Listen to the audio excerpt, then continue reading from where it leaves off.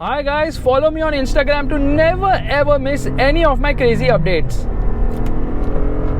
Hi guys and welcome to another vlog. I am driving the Hyundai Verna. Okay, why are we distracted? Let's get to the Verna alone. And this is the diesel manual which I'm driving today, and we're straight away going to open the engine bay of this vehicle.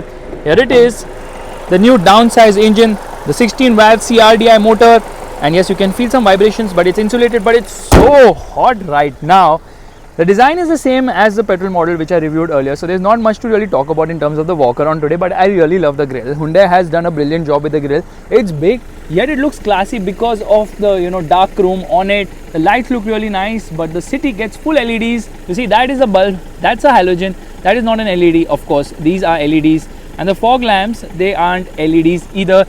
So cost cutting has been done there. Chrome treatment, everything has been done beautifully well on this car. And the wheels also look nice because they aren't small size. However, the wheels on the Honda City are also 16 inches, but somehow they feel under tired, or rather I would say that the wheel arches feel better put together somehow on the Verna. The design is really nice, well balanced, and at the rear too the same thing.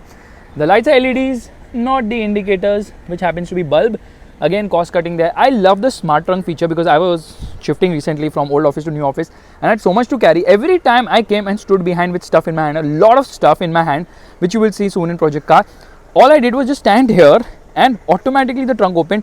Now I'll be honest, when last time when the new generation of the Verna was launched, this feature wasn't working so flawlessly, but now they have fine-tuned it so beautifully well.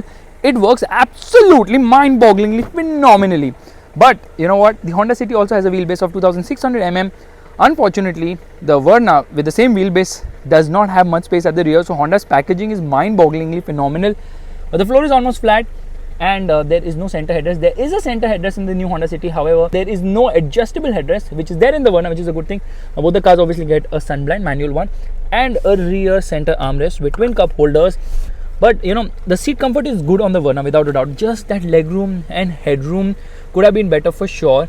And you know what, Hyundai has done a great thing by giving a USB, not just a 12 volt charging socket, because now everybody needs a USB only. Alrighty, now maybe people will start needing USB-C. Storage space is decent, soft touch, lot of hard touch as well. Now, because I've already done a review of this car earlier, I'm just going to restrict my current review to, okay, we saw a fake diffuser, and yeah, the stick of truth, or rather the fingers of truth are here. Anyways, I'm going to restrict this current review to only talk about the difference between the City and the Verna in terms of features. In the City, you just put your hand, it automatically unlocks, hence there on both the sides. Here, you have to press a button, it's not there on the other side. Some amount of cost cutting there. Seat is comfortable. At this price, I would definitely expect electric adjust. Dashboard looks nice, but a lot of hard plastics. But there are certain things which I really like about the Verna compared to the City. Okay, and I'm going to straight away say I love this new instrument cluster. It's really very nice. It's all digital, of course. It's a little difficult to read the analog readout, which is actually showcased in a digital format. But you have a digital speedometer and a digital tachometer, which is a nice thing. And there, when you rev it, oh my God, it revs all the way to 5000 RPM. Really nice design. It actually reminds you of BMWs. That's how similar it is. You got a new 8-inch touchscreen system. This touchscreen infotainment system is better than the one which we see on the new Honda City. Okay, it doesn't have Alexa connectivity, but it's just so much more readable, so much more fluid and easier to use as well. And I just love how nicely done it is. It's also got this amazing driver rear view monitor. Meanwhile, Honda obviously offers you the lane watch assist. So we're actually going to put the handbrake down. We're going to press this button. I've actually fine-tuned it for that. And there is a driver rear view monitor. That's a very nice and slick thing. And here is the reverse parking camera. The camera is also better on the Verna, but what I really like about the Verna is the fact that you get height adjustable seat belts. You get a wireless charging pad here, which is kind of useless because my iPhone Pro Max does not fit in here. It just does not fit. So this thing needs to be wider for bigger phones. Meanwhile, ventilated seats, another USB feature of the Verna. All this is missing in the new Honda City, which is quite unfortunate. And of course, connected car tech, which is there in the new Honda City, but this one has more connected car features because the City has 32, I think this has 45. You can remote start the car and all that on automatic variants, of course. But hello Blue Link, navigate me to McDonald's. Navigating to McDonald's. That is super cool. Voice commands work brilliantly well because obviously Hyundai is fine-tuned it for the Indian accent. And it's just so slick, so nice. I love the infotainment system. Okay, I'm not interested to go to McDonald's right now, but I just love the infotainment system. It's very nicely done, very slick and very usable, very readable, all that and more. So one up on the Honda City there. But lot of hard touch plastics, which is also the case with the City, of course. But with the City, the difference is that they've put soft touch materials here and there. So that seems to be the difference really. Everything else feels really nice in this car, and the plastics could have been much better on this car because a lot of hard touch, which I have been emphasizing since so long. Wipers work really well, lot of spray on offer. The sunroof could have been slightly bigger in size, but it's more than enough, I would say. Meanwhile, as you can see, okay, features are plenty. There's certain features which really impress me. Like, obviously I love this digital instrument cluster. I love ventilated seats. These are the features which Honda should have offered as well. And I actually love this also, seatbelt height adjust, because I kind of use all this a lot. However, right now the main thing is that we need to unwrap the car. Yeah, because there are some stickers which are still there on the vehicle which haven't been removed. That is oddly satisfying. And this thing is indeed, oh my god, that was one touch, go and remove. That's also cool. Let's try this here as well. Yeah, there it comes out. I think it's because it's hot now, so they've kind of already heated up and ready to come out. So as you can see, the Verna is loaded with a lot of tech, and since I've already done a detailed review, there's no point of doing it again. What matters is the diesel manual the best combo? Maybe yes. Let's get going. First and foremost, let's start the car. Yeah, little bit you can feel that the car has started, otherwise you don't really realize anything has happened. Okay, this is loading screen. Let's get into reverse, and here we go. Neha's phone is not a Max, okay, it's not the bigger one, so it fits in for wireless charging. It's wirelessly being charged right now, and we are into first gear. Okay, I'm not going to be revving the motor and flying here because we are through a drive-through at the moment, but this is, I think, one of the best places to actually judge the ride quality of a car. Into second gear, clutch is really very light. I love the clutch on this car. I love the gearbox. It's slick shifting, and the best part here is, without a doubt, the suspension, because it is on the softer side. Remember, we took the City through the exact same location, and I can tell you already that the Verna feels so much more composed. Yes, it does feel more composed. It doesn't move around that much as the City, and it is slightly heavier than the City. The weight difference is, I think, maybe 20-30 kgs, the difference between me and Neha, me being the lighter one here, of course. And now, okay, a little bit more movement. This is the worst road in the world. Jokes aside, steering is super light. This is why the Verna excels so much. It is such an easy car to drive. The steering is so light, so easy to twirl it, and extremely easy to park this car as well. That's something that I really love about the Verna. What an easy vehicle to drive. This is what people actually like. Okay, I can actually twirl it with one finger. That is how light it is. So bad bumps and all, not an issue with this vehicle. It's only at higher speeds, slightly higher speeds if you drive the car. Over bad roads, there you can feel the stiffness of the chassis. The suspension is on the softer side. They stiffened the chassis on the newer generation of the Verna so that the ride quality becomes better. Now this is the diesel, so it's even further stiffer. Yeah, that's right. This car is further stiffer because of the additional weight of the diesel engine. You know what is the best part about driving a diesel car right now? Look, I'm shifting at 2000 RPM. The car is making such good progress. Neha, check my AC off it completely. The car is making super good progress. That is the beauty of a diesel car, and no V8 can give that to you. I mean, in the sense that when you're driving a car in the city, in traffic and all, for a V8 or any petrol engine, you have to rev it. Even turbo petrols, you have to rev it. But this is so good in terms of drivability. Drivability is exceptional on this vehicle. Absolutely exceptional. Let's turn on the driver rear view monitor. I love the drivability on this car, and I'm going to tell you some really strong things about this vehicle. But first and foremost, let's get going. Here we are, short shifting. I don't need to shift near the red line. I can shift at around 2000 RPM only, and when shifting at 2000 RPM, you can see that there's good amount of progress on offer without a doubt. That is how good this engine is. But there is an elephant in the room. 1 second, I think the camera's gone for a toss. We are in 6th gear. Tell me now what happened. How teda? So right now I am driving at 59 kilometers per hour in 6th gear at 1000 RPM. There is no judder. This car has no judder. Even in 6th gear at 1000 RPM, a diesel engine would be like, oh, don't do that to me. But this car has no problem, and I'm not even on full throttle. I'm on part throttle. Now I'm on full throttle. I've buried my right foot to the accelerator, and you see the progress is started. Okay, it started to move. It started to get going, and immediately, yeah, we're at 2000 RPM. Everything is so smooth, everything is so refined, and the car has made good progress. That is the beauty of this diesel engine. It just gets ahead, but there is some disappointment.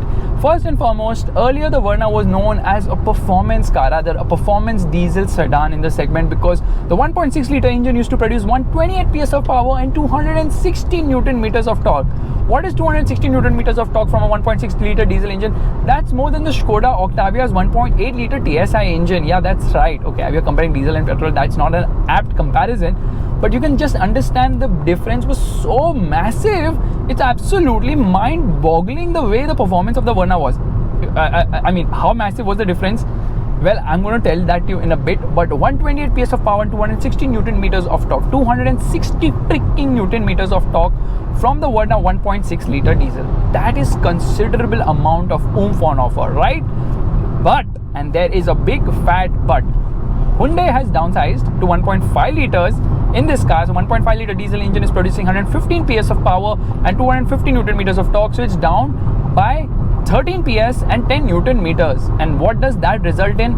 Well, there is only one way to find out, but before that we're going to check the brakes of this vehicle. I like the brakes also. The brakes are good, progressive, and of course sure-footed as well. And there you see, I'm not even stepped hard onto the brakes.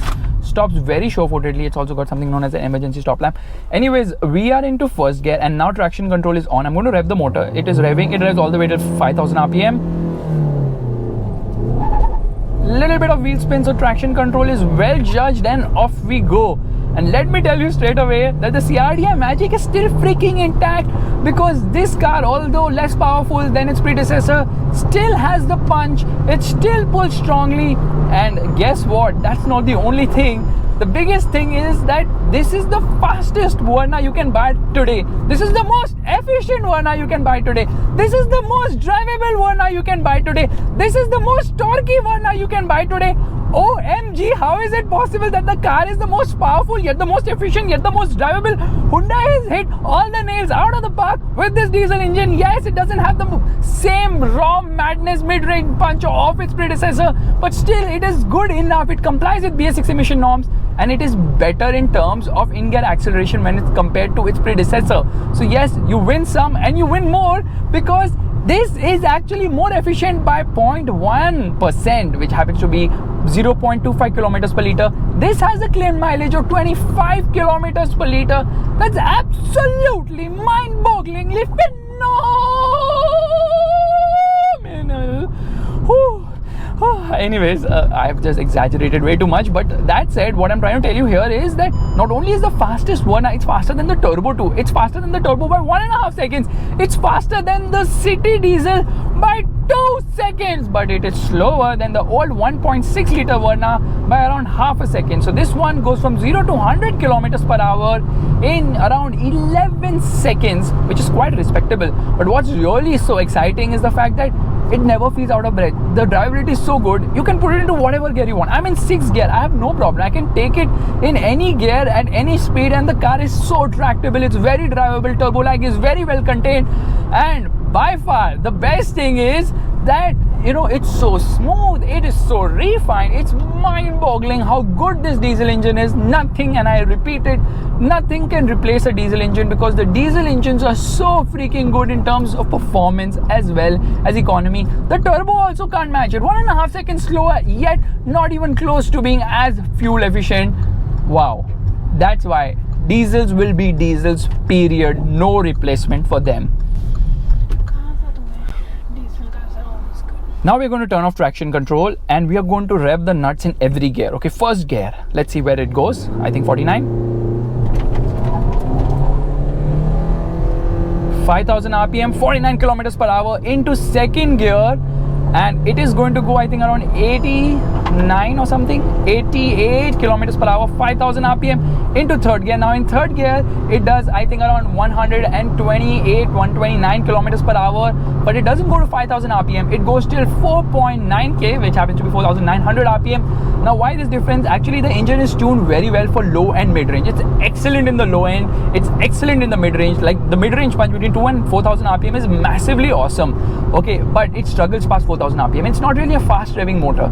Beyond 4000 RPM, this engine is so slow that, you know, you have to wait for a few years till it climbs from 4.1 to 4.2 till 4.3 and goes till 4.9. In fact, you really have to be hell-bent to take it all the way till 5000 RPM in first two gears, where it actually goes beyond that. It just shuts at 4900 RPM because it's so slow revving. There's nothing, it goes out of breath. There's nothing in the top end. This engine has zero top end punch, but it's super drivable. It's so refined. It gets very boomy and noisy post 3000 RPM. but you short shift, you shift around 2500 rpm, and it has good progress on offer. And that's why I love diesel engines. They are irreplaceable. No turbo petrol can replace a diesel, because not only is it more efficient than any other engine on offer in the Verna lineup, but it's also so freaking drivable and fast as well. You know, when you're driving in traffic, you're driving a V8 in traffic, you cannot extract the power. You can't go into, you know, revving it all the way till it's red line or in the top end where actually the meat of the power band is. So what do? Well, you just drive it slow. Meanwhile, while driving a diesel, you have so much fun because you can continue to short shift, extract all the torque, because the torque comes at a low 1500 rpm. In fact, the torque output of the 1.6 diesel and the 1.5 diesel come at the same rpm, which is 1500 rpm, but this one peaks at 2750 rpm, and power output also comes at the same rpm, which is 4000 rpm, both for the 1.5 diesel as well as the 1.6 liter diesel. There's no point opening the window because obviously you can't hear much inside. You see the ride is well judged. The steering could have been a little more responsive for sure. And there I was talking to you about the noise. Well, it does make quite a bit of it. However, like I was telling you, you know, the torque band, the torque actually comes so low in the rev range and peaks at 2750 rpm, which gives it a good rush as such. But the turbo petrol has a wider torque band. The turbo petrol is actually having 5 horsepower more, but 78 newton meters less. Yeah, that is a massive difference. No turbo petrol can have the level of torque of a diesel. A diesel is a diesel is a diesel is a diesel, and a diesel manual is the best on earth. There is no two ways about it. A diesel manual is so good. This diesel manual is so freaking amazing. I love driving it. Honestly, I love driving it. I would take this over the turbo any day. Firstly, I don't need to go to fuel pump every second day, and secondly, I can have so much fun. Now, 25 kilometers per liter is obviously a far-fetched dream for most of us in the real world actually, but you can actually get somewhere between at least 15 to 16 kilometers per liter, which is very respectable with all that power and punch on offer. That's mind-bogglingly phenomenal. Absolutely love it. Want to make a quick overtake? I mean, I'm downshifting. I don't need to. I can make a quick overtake in whichever gear I'm driving right now. However, let me tell you, the most expensive Verna is not this. The most expensive Verna is the diesel auto, which comes with a torque converter gearbox, a 6-speed torque converter gearbox. And because it's a torque converter gearbox, well, it's not as efficient. 25 kilometers per liter for the manual, 21.3 kilometers per liter for the torque converter. That is a big difference without a doubt. Shift your own gears, save money and have more fun. That's like baking your cake, eating it too, and I think not paying for it either.